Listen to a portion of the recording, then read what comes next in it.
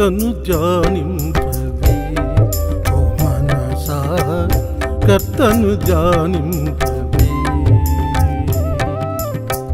ఇహమున పరమున తానే దైవమని, ఇహమున పరమున తానే దైవమని కర్తను ధ్యానింపవే ఓ మనసా కర్తను ధ్యానింపవే.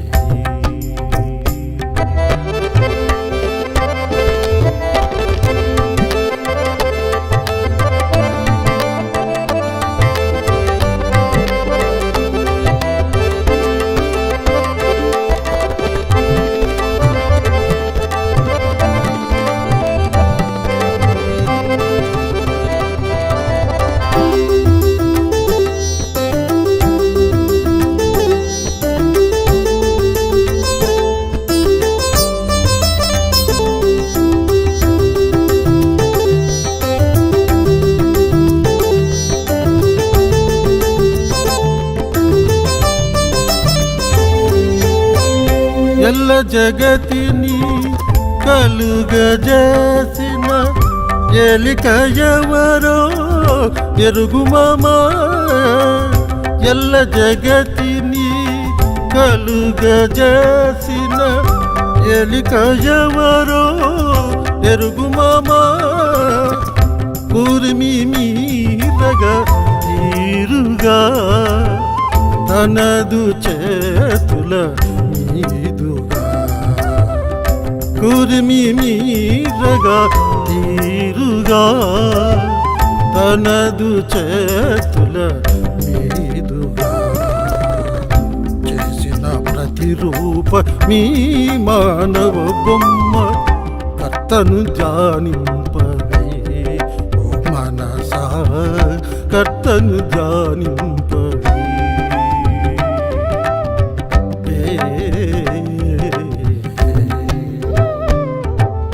ప్రార్థన చేసుకుందాం.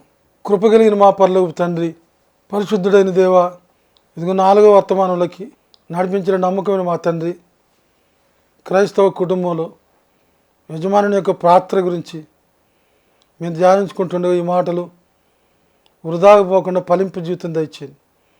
మీరు మహిమ పొందండి, శత్రువును సిగ్గుపరచండి.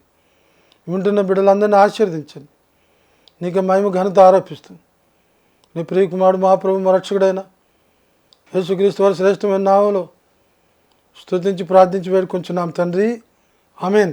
ప్రియులారా, క్రైస్తవ కుటుంబంలో యజమాని యొక్క పాత్ర, మారు మనసు పొంది బాప్తిజం తీసుకొని ప్రత్యేకమైన జీవితాన్ని జీవించేవాడుగా ఉండాలి. అనుదినము బైబిల్ చదువుకొని ప్రార్థన చేసుకొని కుటుంబం మొత్తం కూడా బైబిల్ చదువుకునే వాళ్ళుగా పురమాయించి వాళ్ళు బలపరచాలి. తర్వాత కుటుంబ ప్రార్థన కలిగి ఉండాలి అనేటువంటి అంశాలు మనం ధ్యానించుకున్నాం. ప్రతి కుటుంబంలో కూడా కుటుంబ ప్రార్థన ఉండాలి. కుటుంబంలో బిడ్డలందరూ కూడా బైబిల్ చదివేవాళ్ళుగా చేసేటువంటి బాధ్యత భార్యాభర్తలు ఇద్దరు కూడా ఆత్మీయ జీవితాన్ని జీవించేవాళ్ళుగా ఉండాలి. అలా ఉంటే నా కుటుంబం ఆశీర్వదింపబడింది అంటుంది. ఈరోజు చెప్పబోయేటువంటి అంశం ఏంటంటే, కుటుంబం మొత్తం సంఘంతో సంబంధం కలిగి ఉండాలి. ప్రతి క్రైస్తవ కుటుంబం స్థానిక సంఘంతో సంబంధం కలిగి ఉండాలి. అలా సంఘంతో సంబంధం లేని కుటుంబంలో దేవుని యొక్క ఆశీర్వాదాలు ఉండవు. ప్రతి కుటుంబం సంఘంతో సంబంధం కలిగి ఉండాలి. అలా లేకుండా ఉండకూడదు. సంఘ కాపరితో సంబంధం కలిగి ఉండాలి. సంఘంలో సభ్యులుగా ఉండాలి. సంఘ పరిచర్యలో పాల్గొనే విధంగా ఉండాలి. చాలామంది సంఘానికి వెళ్తారు కానీ సంఘానికి కట్టుబడి ఉండరు. సంఘంలో ఉన్న ప్రతి ఒక్కరు కూడా మారు మనసు పొందిన వాళ్ళై ఉండాలి, బాప్తిజం తీసుకునే వాళ్ళు ఉండాలి, అనుదినం ప్రార్థన చేసేవాళ్ళు ఉండాలి, కుటుంబ ప్రార్థన చేసేవాళ్ళు ఉండాలి, సంఘంతో అడ్డుకట్టు ఉండాలి, సంఘంలో బల్లలో పాలు పంపులు పొందేవాళ్ళు ఉండాలి. బల్ల కార్యక్రమాలు, సంఘంలో ఏ ఏ కార్యక్రమాలు అయితే జరుగుతున్నాయో ప్రతి కార్యక్రమంతో కుటుంబం మొత్తం సంబంధం కలిగి ఉండాలి. కుటుంబంలో ఉన్నటువంటి పిల్లల్ని కుటుంబ కార్యక్రమాలకు పురమాయించాలి తల్లిదండ్రులు. చాలామంది కుటుంబాల్లో పిల్లలు పాస్టర్ గారు కనబడితే వందనాలు చెప్పరు, చాలా గీరగా చూస్తారు. ఒక్కొక్కరు బిడ్డలారా, నాకు తెలిసి చాలామంది కుర్రోళ్ళు వాళ్ళ పిల్లలు దిక్కుమాల సావులు రావటం. నేను అట్లా అంటున్నా అనుకోకండి. ఆ రాజకీయ నాయకులు ఎక్కడైనా మీటింగ్లు పెడితే వీళ్ళు పురమాయిస్తారు. ఒక సీసాగాయ ఆ పెట్రోల్ బండికి ఆ పొలావు పొట్టలు వస్తే తల్లిదండ్రులతో కూడా చెప్పరు. వాళ్ళ తల్లిదండ్రులు ప్రార్థనకి వెళ్ళేవాళ్ళే, పెద్ద విశ్వాసుల వాళ్ళు 40 రోజులు ఉపవాస ప్రార్థన చేసేవాళ్ళు. పిల్లలు మటుకు రాజకీయ నాయకులు పిలిస్తే వాళ్ళమ్మడి సీసాగాయ కోసం, వాళ్ళు ఇచ్చే పొలావు పొట్లం కోసం ఆ పెట్రోల్ బండికి పెట్రోల్ పోతున్నారు. దయనీయంగా యాక్సిడెంట్లు పాలైన సంగతి నేను చూసాను. వాళ్ళ నాయకులు వాళ్ళకి 10,000 20,000 ఇచ్చి వదిలించుకోవడం చాలా దారుణం. ఇది సంఘం యొక్క కాపరిని గౌరవించేటువంటి అలవాటు తల్లిదండ్రులకు నేర్పించే బాధ్యత ఉంది పిల్లలకి. అయ్యగారు వస్తారు, వందనాలు చెప్పాను, లెక్క చేయట్లేదు, అస్సలు లెక్క చేయట్లేదు. పాస్టర్ గారు అంటే ఏదో నీకు అప్పుడు యవనిస్తాడు ఉన్న పాస్టర్ గారిని చాలా అవమానకరంగా మాట్లాడేవాడిని. పాస్టర్ గారు ఇంటికి రాగానే పాస్టర్ గారికి టీ డబ్బులు లేవు, ప్రార్థన చేసుకోవడానికి వచ్చాడని మా అమ్మని ముందు జోకులు వేసేవాడిని. అంటే ప్రార్థన చేస్తే టీకి డబ్బులు ఇస్తారని. ఒక దైవ సేవకుడిని ఇంత అవమానకరంగా సిగ్గుగా మాట్లాడే దౌర్భాగ్యుడు నేను అప్పట్లో. అందుకని ఒక సందర్భంలో దేవుడు సాగు పడక మీద పడేశాడు. 3 నెలలు చచ్చిపోతాడు ఇతనని చెప్పారు. అట్లాంటి సందర్భంలో నేను పాపాలను ఒప్పుకొని మళ్ళీ దేవుని క్షమాపణ అడిగినందువల్ల ఆయన బ్రతికింపజేసి నాడు నన్ను దేవుని సేవకుడు. నన్నేదో గౌరవించట్లేదని కాదు, ఇప్పుడు పుట్టిన కుర్రోళ్ళందరూ కూడా కుక్క మీద పుందెలు అంటారు. కుక్క మూతి పిందెలు. పెద్దోళ్ళు అంటే గౌరవం లేదు. మా చిన్నప్పుడు స్కూల్ పిల్లలుగా ఉన్నప్పుడు మేము పంతులు గారు బజార్లో కనబడితే అక్కడ కనబడుకుని పరిగెత్తుకుని ఇంటికి వచ్చేవాడివి. ఇంటికి వచ్చి పుస్తకాలు తీసుకుని కూర్చునేవాడివి. వాడు పొరపాటును కప్పుకుని వాళ్ళు వచ్చి మా అమ్మని అడిగితే చదువుకుంటున్నాడయ్యా అని చెప్పడానికి. పంతులు గారు అంటే అంత భయపడేవాడు. ఇప్పుడు లెక్క చెట్లు పంతులను కొడుతున్నారు. పంతులు కొడితే వాళ్ళ మీద కేసులు అంట. మా మీద పంతులు కొట్టారు, దండం దశగుణం అన్నారు. బెత్తంతో మాకు చదువు వచ్చింది. 5వ తరగతి రాకముందే 16 లెక్కలు అప్పచెప్పేవాడిని. మేము చెట్టు కింద బడుల్లో చదివాం. చెట్టు కింద బడులు మాది. పాఠాల పరీక్షలను అప్పచెప్పకపోతే ఆ చేతుల మీద కొట్టే బండకో వేసేవాళ్ళు. మాకు స్కూల్కి సరిగ్గా వెళ్ళకపోతే గుంజలు దించేవాళ్ళు, గోడ కుర్చీలు ఇచ్చేవాళ్ళు. దారుణంగా ఉండేది. మహాత్మా గాంధీ గారు వచ్చిన తర్వాత కార్పొరల్ పనిష్మెంట్ వద్దు, మెంటల్గా ఇవ్వండి చాలన్నట్టుగా ఆయన ఒక సూత్రం పెట్టారు. అప్పటి నుంచి పిల్లలు పట్టకి. అయితే నేను ఆ విషయాన్ని సమర్థించను. శిక్షింపబడిన కుమారుడు తండ్రికి విరోధం అవుతాడని వాక్యం ఉంది. సామెతల గ్రంథం అంటాడు, ఏ తండ్రి అయితే తన కుమారుని శిక్షించడో వాడు తండ్రికి విరోధం అవుతాడంట, ఎనిమి అవుతాడంట. అంటే శిక్షించాలి. అయితే వాడు బెత్తంతో కొట్టు, వాడు సావాలని కోరుకోవాకు. సొలొమోను అంటాడు, చొరక తగలాలి. మా నాన్నగారు బెల్ట్లు పెట్టి తగ్గొట్టేవాళ్ళు మమ్మల్ని. చాలా భయపడిపోయాడు తప్పులు చేయడానికి. కనుక పిల్లల్ని క్రమశిక్షణతో సంఘానికి పంపించండి. సంఘంతో సంబంధం లేకుండా ఉంటే పిల్లలు ఇంకో దాంతో సంబంధం కలిగి ఉంటారు, దేవునికి దూరం అయిపోతారు. దేవుని సంఘ పరిచర్యలో పిల్లల్ని వాడుకోవాలి. దేవుడు ఆశీర్వదించాలంటే పాస్టర్ గారి గుడ్లు ఉతికేవాడు నేను, మా అయ్యగారి గుడ్లు. ఆ బాప్తీసు కార్యక్రమాల్లో పాస్టర్ గారు ఒకసారి బాప్తీసు ఇస్తూ ఆయన వస్త్రాలు పాడు చేసుకోవటం అయింది, టాయిలెట్. వాటిని ఉతికాను ప్రియులారా. 200 మంది వాడేవాళ్ళు టాయిలెట్స్. 15 రోజులు నేను అడిగా వాటిని. అంటే దేవుని యొక్క ఆశీర్వాదం కొరకు. ఈరోజు నామేష అయిపోయింది పిల్లల్ని. ఏదైనా పని చేస్తే గీరగా చూస్తున్నారు. అయ్యగారులు ఇవ్వడు, పాస్టర్ గారు ఇవ్వడు. సండే స్కూల్కి రమ్మంటే సరిగ్గా రావట్లే. సండే స్కూల్కి వచ్చి గోల, ఎకసెకాల నవ్వులు, ఏమైనా కోపపడితే అలిగి వెళ్ళిపోవడం. ఇవన్నీ కుక్క మూతి పిందిలి. దేవుడు అంటే భయం. ఎందుకంటే తల్లిదండ్రుల్లో ఉంటాయి కదా భక్తి పిల్లలకు రావటం. తల్లిదండ్రులు ఆ విధంగా పిల్లల్ని సంఘంతో అట్టు కట్టాలంటే ముందు తల్లిదండ్రులు సంఘంతో సంబంధం కలిగి ఉండాలి. ఆ రోజే పనికి మళ్ళీ చుట్టాలు వస్తారు. చుట్టాలు వచ్చారని ఆదివారం గుడికి వెళ్ళటం మానేస్త దేవుని గారు వచ్చి కూర్చుంటుంది. ఇక్కడ అది చెవుపోయి ఏదో పోయి ఉంటుంది. ఇంక దాన్ని ఎత్తుకోవడానికి వెళ్తుంది. ఆ రోజు ఆదివారం డుమ్మ పోత పోయింది. వాక్యంలో ఒక మాట రాసింది. ఆయన శిష్యుల్లో ఒకడు ఆయన దగ్గరికి వచ్చి, ప్రభు మా నాన్న చచ్చిపోయాడు, వెళ్ళిపోయి పాతిపెట్టి వస్తాను అంటే ప్రభు అంటాడు, నువ్వేమి వెళ్ళక్కర్లేదు. నువ్వు నా శిష్యుడిగా కమిట్ అయినప్పుడు నువ్వేమన్నా ఒప్పుకున్నావు, ఎట్టి పరిస్థితుల్లో కూడా నేను నీకు కమిట్ అయి ఉంటాను, నీ శిష్యుడికానికి అని కదా ఉంది. ఇప్పుడు మీ నాన్న చచ్చిపోయాడు వెళ్తానంటే ఏంటి? నువ్వు వెళ్తే బతుకుతాడా? నువ్వు వెళ్ళకపోతే ఎవరు పూడ్చిపెట్టరా అంటాడు ప్రభు. మృతులను పాతి పెట్టుకోండి, నీవు నన్ను వచ్చి వెంబడి. మీ నాన్న చచ్చిన వెళ్ళొద్దు, మీ అమ్మ చచ్చిన వెళ్ళొద్దు. సంఘంతో కమిట్మెంట్ అదే. ఆ రోజే చుట్టాలు వస్తారు పని కట్టుకుని. ఇంకొక బాధకరమైన విషయం ఏంటి తెలుసా? ఆ రోజే చచ్చిపోతారండి. శనివారం రాత్రి చచ్చిపోతారు. ఇక ఆదివారం మైకులు మాకు ఫోన్లు వచ్చేది, అదిగారండి మైక్ పెట్టద్దు, పలానా చోట చచ్చిపోరు. చచ్చిపోతే మైక్ పెట్టొద్దని రూల్ ఎక్కడిది అంటే వాళ్ళు చచ్చిపోతే వీళ్ళు మైక్ పెట్టకూడదు. ఆ చచ్చిపోయిన వాళ్ళు పని మారుమనసు పొందిన వాళ్ళ పరలోక రాజ్యానికి పోతారా? గ్యారంటీకి నరకానికి పోతారు, రాసిస్తారు.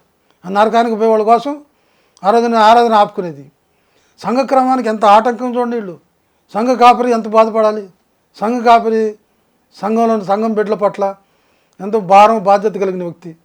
ఆ రోజు ఏ వ్యక్తి రాకపోతే ఆయన పడే బాధ నాకు తెలుసు. సంఘ కాపరిని బాధ పెట్టి సంఘాన్ని ఎగ్గొట్టేటువంటి వారు దేవుని ఆశీర్వాదం పోగొట్టుకునేవాళ్ళు. సంఘ కాపరి యొక్క క్రమానికి కట్టుబడి ఉండాలి, సంఘాన్ని ప్రేమించాలి. మలాఖీ గ్రంథంలో అంటాడు, మీరు దొంగలు అంటాడు. అదేంటి మేమేట దొంగలు అయ్యామంటే దశమ భాగాలు ఎగ్గొడుతున్నారు. దేవుని సంఘంలో తీసుకురావడం, దేవుని సంఘ కాపరికి ఇవ్వాల్సింది సంఘానికి ఇవ్వాలి. అంతేగాని ఎక్కడికో పోయి ఎవరో 40 రోజులు మీటింగ్లు పెట్టారని వాళ్ళకి తీసుకెళ్ళి ఇవ్వడం క్రమం కాదు. నీ సమస్తం కూడా సంఘంలోనే ఇవ్వాలి. ఎందుకంటే సంఘ కాపరి నీ కొరకు ప్రార్థనలు చేస్తున్నాడు, ఉపవాసాలు ఉండి, రాత్రులు మెలకుగొండి, కన్యలు నీ కుటుంబాల కోసం, మీ బిడ్డల కోసం, మీ బాధల కోసం, నీ పిల్లల పెళ్ళిళ్ళ కోసం, మీ ఇంట్లో చచ్చిపోతే వాళ్ళని సమాధి చేయడానికి అంత త్యాగం చేస్తున్న నీ సంఘ కాపరిని మోసం చేయడం తగునా? ఇది సంఘ కాపరి నీ కోసం ఉన్నాడు కనుక సంఘానికి నువ్వు కట్టుబడి ఉండాలి. సంఘాన్ని మోసం చేయబాకు, సంఘానికి వ్యతిరేకమైన పనులు చేయబాకు. సంఘం ఏదైనా క్రమం పెడితే లోపడు, ఎదురు తిరగబాకు, సంఘ కాపరికి ఎదురు చెప్పబాకు. సంఘ కాపరి అంటే ఆయన బాధ్యత అప్పచెప్పాడు నీ గురించి, నీ ఆత్మీయ స్థితి గురించి, నీ ఆశీర్వాదాల కొరకు, నీ ఆరోగ్యం కొరకు ఆయన విజ్ఞాపన చేస్తూ ఉంటాడు. ఇక్కడ ఒక సంగతి నాకు గుర్తొచ్చిందర్రా, ఇది తప్పనిసరిగా చెప్పాలి. హోషేయ గ్రంథం 12వ అధ్యాయం 5వ వచనం, అక్కడ అద్భుతమైన మాట ఉంది. ఆ మాట దేవుని వాక్యంలో అక్కడ ఎందుకుందో నాకు తెలియదు, కానీ అక్కడ ఏమనుందంటే తెలుసా? యాకోబు మగసిరి గలవాడయ్యి అని ఒక మాట. తర్వాత ఏం జరిగిందో తర్వాత చెప్తాను. మగసిరి అనే మాట అక్కడ వాడాల్సిన అవసరం అంటారా? మగసిరి అంటే మగతనం అని. అంటే బైబిల్ గ్రంథం మొత్తంలో మగతనం ఉన్నవాడు ఆయన ఒక్కడే అట.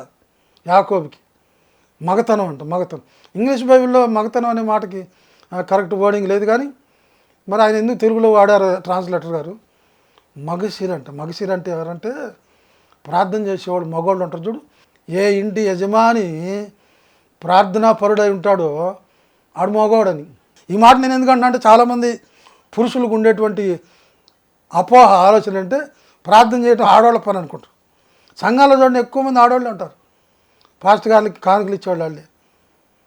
పాస్టర్ గారు వచ్చేసరికి ఈయన వెళ్ళిపోతాడు, అక్కడ ఇంట్లో ఉండడు.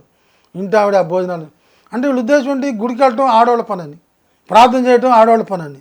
ఇంటి ఆవిడ ప్రార్థన చేస్తుంది, ఇంటి ఆయన ప్రార్థన చేస్తుంటే ఇంటి ఆవిడే ప్రార్థన చేస్తుంది. ఏ ఇంటి ఆయనకు మగతనం లేదా? ఏమో వాక్యం చెప్తుంది. యాకోబు అంట మగసిరి గెలవాడి దేవునితో పోరాడి గెలిచాడు. అమ్మో, దేవునితో పోరాడి గెలవటం అంటే మాట్లాడండి. ఫైటింగ్ చేశాడా? అదేం కాదే, ప్రార్థన చేసి గెలిచాడంట. దూతతో పోరాడి కన్నీళ్లు గార్చి దూత మీద జయాన్ని సంపాదించాడంట. మగతనం కలిగినాడు. మగతనం అంటే ప్రార్థన చేసే పురుషుడు మగతనం కలిగినాడు. అంతేగాని ఓ డబ్బులు సంపాదించేవాడు, పెద్ద ఉద్యోగాలు చేసేవాడు, పెద్ద నాయకుడి 10 మంది రౌడీలు అమ్మడి పెట్టుకొని ఊరి మీద పడేవాడు మగవాడు కాదు. ఇంట్లోండి మోకాళ్ళుండి కుటుంబం కోసం, భార్య బిడ్డల కోసం కన్నీళ్ళు గార్చి ప్రార్థన చేసేవాడు ఆడు మగవాడని బైబిల్ చెప్తున్నా. మగతనం ఉన్నాడు అంట. అంటే మిగతావాడు నన్ను చెప్పమంటారా? అది పెద్ద యదవని. కొట్టుకోండి, తిట్టుకోండి నన్ను ఏమైనా సరే, వాక్యం అర్థం చెప్తున్నా. ఏ పురుషుడైతే ప్రార్థన చేయడో ఆడు పెద్ద యాదవ. ఏ పురుషుడికైతే ప్రార్థన జీవితం లేదో ఆడు మగతనం లేనుడు. ఇదంతా ఎక్కడ జరిగిందంటే ఆది కాండంలోకి వెళ్ళిపోతే వాళ్ళ సొంత అన్నను మోసం చేశాడు, వాళ్ళ నాన్న మోసం చేశాడు, వాళ్ళ మామను మోసం చేశాడు యాకోబు. అడ్డదిడ్డాలుగా అడ్డదారుల్లో సంపాదించి గొప్పవాడిని అయిపోదామని మామను మోసం చేశాడా? తెగ సంపాదించేశాడు. అన్నను మోసం చేశాడా? తండ్రి ఆశీర్వాదాలన్నీ కొల్లగొట్టుకున్నాడు. తండ్రిని మోసం చేశాడు. ఇప్పుడు ప్రాణం మీదకి వచ్చింది. 8వ అధ్యాయం 56వ వచనం మార్కు సువార్త. ఒకడు సర్వలోకమును సంపాదించుకొని వాని ప్రాణమును పోగొట్టుకుంటే వాడికి ఏంటి లాభం? సంపాదించుకుంటున్నాడు కానీ Alexander the Great, Alexander the conquer of the world, conqueror, ప్రపంచ విజేత అని ఆయనకి పేరు. చచ్చిపోయేటప్పుడు అన్నాడు, నా చేతులు పైకి పెట్టి సమాధి చేయండి. ఎందుకంటే ఏం తీసుకెళ్ళలే, దేశాలు కొల్లగొట్టుకున్నాను. ఆయన బిరుదండి కాంకరర్ ఆఫ్ ది వరల్డ్ అంట, ప్రపంచ విజేత. నెహ్రూ గారు రాసిన మెసేజ్ ఒకటి నేను చదివాను. ఆయన ఆ లెసన్కి, ఆ మెసేజ్కి ఆయన ఇచ్చిన టైటిల్ ఏంటి తెలుసా? Conqueror but conceited. భలే పేరు కదా. కాంకరర్ విజేత, కానీ కన్సీటెడ్ అహంకారి అంట. నేను సంపాదించాను ఈ విజేతని, నాకు తిరుగులేదండి. చివరికి దిక్కుమాల రోగం వచ్చింది, పోయాకాలం చచ్చిపోతున్నాను, నా చేతులు పైకి పెట్టి సమాధి చేయండి, ఎందుకంటే ఏం తీసుకెళ్ళటంలే. యాకోబు కూడా అదే చేశాడు.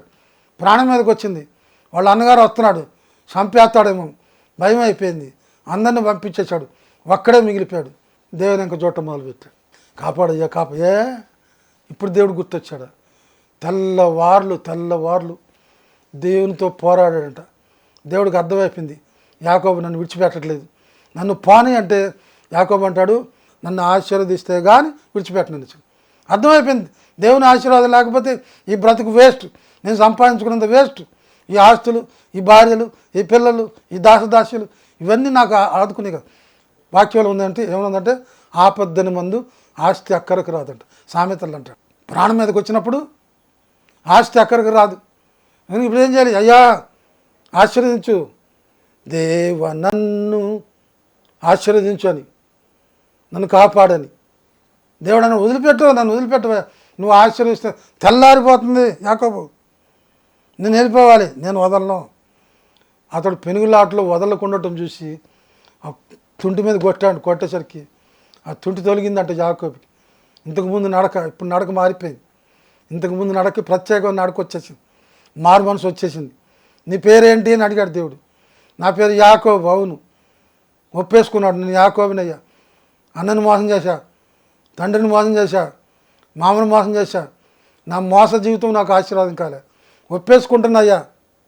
దేవ నిన్ను నేను విడువను, నన్ను దీవించు వరకు, దేవ నిన్ను నేను విడువను, నన్ను దీవించు వరకు. అద్భుతమైన పాట. నువ్వు దీవిస్తేనే కానీ వదిలిపెట్టను. చెప్పు నీ పేరు. చెప్పాను కదా, నా పేరు యాకోబు, మోసగాడిని, పనికిమాలినండి, పాపాత్మని. నా బతికే కరెక్ట్ అనుకున్నా, నేను చేసే పనులు కరెక్ట్ అనుకున్నా, నాకెవరు చెప్పక్కర్లేదు అనుకున్నా, నా ఇష్టం వచ్చినట్టు చేస్తాను అనుకున్నా, చేశాను, సాధించాను అనుకున్నాను. తెర చూస్తే బెళ్ళబిండి పడిపోయా. శవాస్, నా ఎబ్బో గురేవులో నీ పాప జీవితం అంతా కక్కేశావు. ఇక నువ్వు నూతన పురుషుడి, వెరీ బాన్ అగైన్ పర్సన్. నువ్వు మరలా జన్మించిన వ్యక్తివి, నువ్వు మారు మనసు పొందిన వ్యక్తివి. ఇంకా ఆశీర్వాదానికి నిలయంగా వలయంగా నిజహేస్తున్న నీ పేరు ఇక నుండి ఇశ్రాయేలు, ఏ బ్లెస్డ్ మ్యాన్. ఇశ్రాయేల్కి పుట్టినోళ్ళే ఇశ్రాయేల్ దేశం. ఇశ్రాయేల్ దేశం అంటే ఆశీర్వదింపబడిన జీవితం, అది ఆశీర్వదింపబడిన దేశం, అది దేవుడు ప్రేమించే దేశం, అది దేవుని ఆశీర్వాదం అక్కడ ఉండే దేశం, అది దేవుడు కాపాడే దేశం, అది.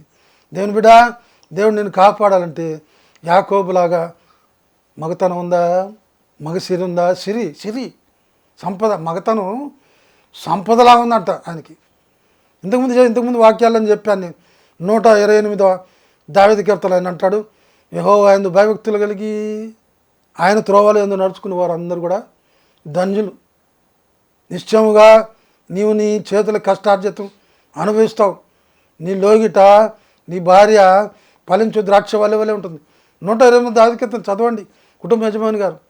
నీ లోగిట నీ భార్య ఫలించు ద్రాక్ష, నీకు కట్టుబడి ఉంటుంది. దేవుని యందు భయభక్తులు కలిగి ఆయన త్రోవలు నడుచుకోవాలి. నా దగ్గర పాస్టర్ గారులు వస్తుంటారు, గుడివాడోళ్ళు, వాళ్ళు కూడా చాలామంది పాస్టర్లు వస్తారు. వాళ్ళ పాస్టర్లకు ఇవే వాక్యాలు చెప్తుండేవాడు, దేవుని ఆమె చూడాలని. నా మీద జోకు లేకపోతే ఒక పాస్టర్ గారు, మీకేమైనా కావలిస్తే అయ్యగారి దగ్గరికి రండి, పాస్టర్ గారి దగ్గరికి. హేరా నీకు సెల్ఫ్ లేదా, నా దగ్గరికి ఎందుకు పంపటం, నువ్వేమయ్యో మగతనం లేదా, సామెతలు అదే అంటాడు. నీ కుండలో నీళ్ళు నువ్వు తాగకపోతే ఇంకొకరికి తాగుతారు కదా. సమర స్త్రీ ఏం చేస్తుంది, కుండ తీసుకుని వచ్చిందాడ, ఆ కుండను అప్పటికే 5గురు తాగుతారు, అందులో నీళ్ళు. ఎవరు తాగట్లేదు బాబు అని చెప్పింది దేశం. నాకు తెలుసులేమ్మా, 5గురు తాగుతారు ఇప్పుడు అందులో. వామ్మో తెలిసిపోయింది, ఎవరికి తెలియదులే అనుకున్నా. కొండను ఆడే పడేసింది.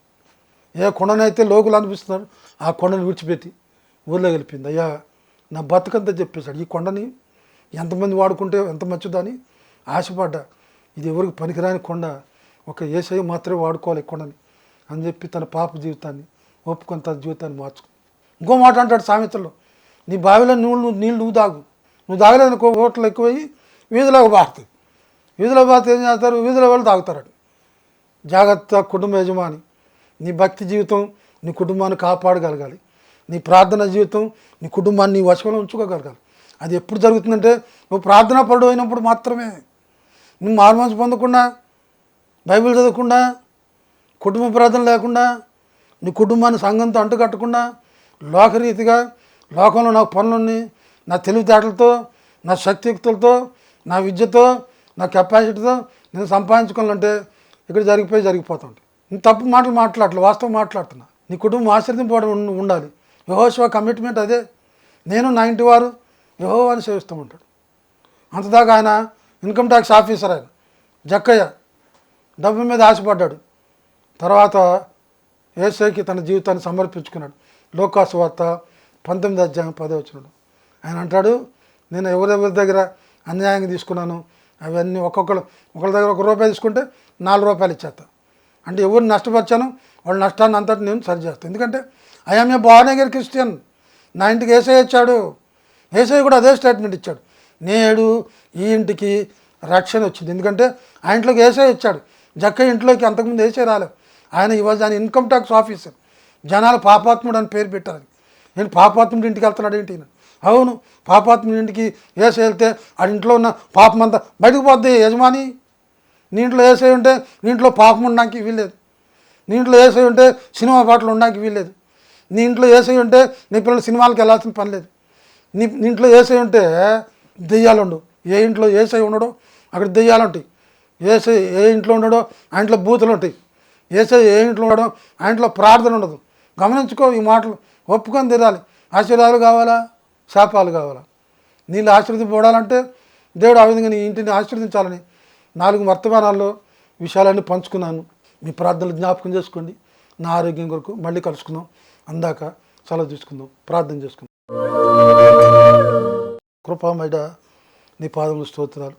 క్రైస్తవ కుటుంబాలు ఆశీర్వాదకరంగా ఉండాలని, క్రైస్తవ కుటుంబాలు ఆనందంగా ఉండాలని, క్రైస్తవ కుటుంబాలు మరి ఈ దేశంలో ప్రభువా ఆశీర్వాదకరంగా గౌరవనీయమైన స్థితిలో ఉండాలని, ఏదో వెనకబడిన కులపోళ్ళకులాగా, దాని దళితులకులాగా, దాన్ని మరి మానవుల యొక్క దయాదాక్షల మీద ఆధారపడేవాళ్ళు కాకుండా భూమి ఆకాశంలో సృజించిన దేవుని బిడ్డల్లాగా నిన్ను రక్షించిన ఇశ్రాయేలు యెహోవా రక్షించిన నిన్ను పోలిన వాడేవాడు అని వాక్యం సెలవిచ్చినట్లుగా నువ్వు తలగా ఉంటావు, తోకగా ఉండవు, నువ్వు పైవాడుగా ఉంటావు, క్రిందివాడుగా ఉండవు అని ద్వితీయోపదేశకాండం 28వ ప్రకారం క్రైస్తవ కుటుంబాలన్నీ ఆశీర్వదించింది. మా ప్రవచన ఛానల్ వర్తమానాలు వింటున్న క్రైస్తవ కుటుంబాలన్నింటినీ, కుటుంబ యజమానులు అందరినీ, భార్యల్ని, బిడ్డల్ని ఆశీర్వదించండి. వాళ్ళకు ఉన్నటువంటి ఆర్థిక ఇబ్బందులు, అనారోగ్యాలు, అప్పుల బాధలు, వ్యాధులు, బాధలు, పీడలు, పిశాచాలు, కన్నీళ్లు, కరవరాలు, కొట్లాటలు, పోట్లాటలు, సమస్త విధమైనటువంటి శోధనలు దూరపరచండి. వాళ్ళ విద్యల్లో బిడ్డలకు ఆశీర్వదించండి. వాళ్ళ వ్యాపారాలు ఆశీర్వదించండి. వాళ్ళ ఉద్యోగాలు ఆశీర్వదించండి. వాళ్ళ ప్రయత్నాలన్నీ ఆశీర్వదించండి. నీకే మహిమ ఘనత ఆరోపిస్తూ మరొకసారి ఏ విధంగా కలుసుకోవడానికి మాకు అవకాశం తెచ్చాము.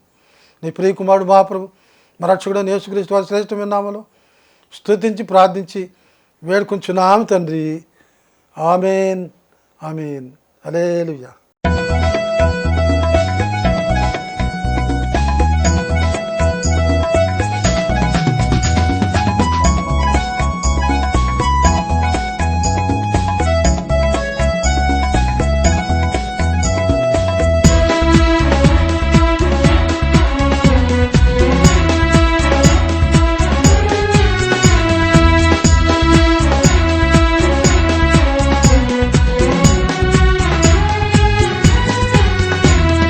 అనుదిన క్రైస్తవ జీవితమందున ఆదుకొనుము దేవా, అనుక్షణము నా పతనములందున విజయము నీయవయ్యా, విజయము నీయవయ్యా.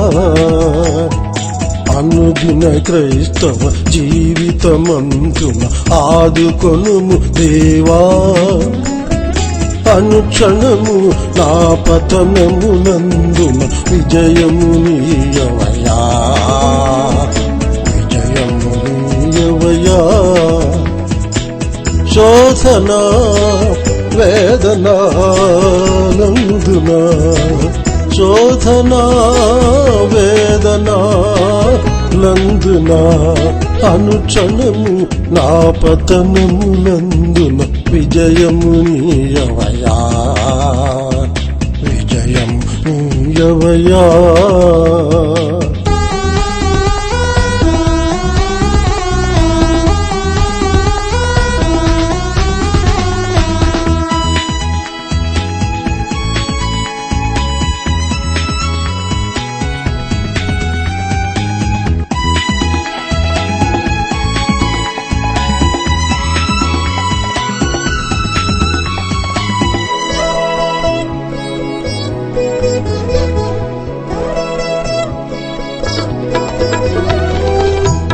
ఈ లోక సాగరాల నా జీవనావసాగా పెనుగాలులెన్నరేగి పీడింపగా నన్ను. ఈ లోక సాగరాల నా జీవనావసాగా పెనుగాలులెన్నరేగి పీడింపగా నన్ను. బ్రతుకే బాధగా ఇలలో మారగా, బ్రతుకే బాధగా ఇలలో మారగా, నీవే తోడు నిలచి నన్ను దయతో గావుమా. నీవే తోడు నిలచి నన్ను దయతో గావుమా. శోధన వేదనాలందున, శోధన వేదనాలందున, అనుక్షణము నా పతనములందున విజయము నీయవయ్యా, విజయము నీయవయ్యా.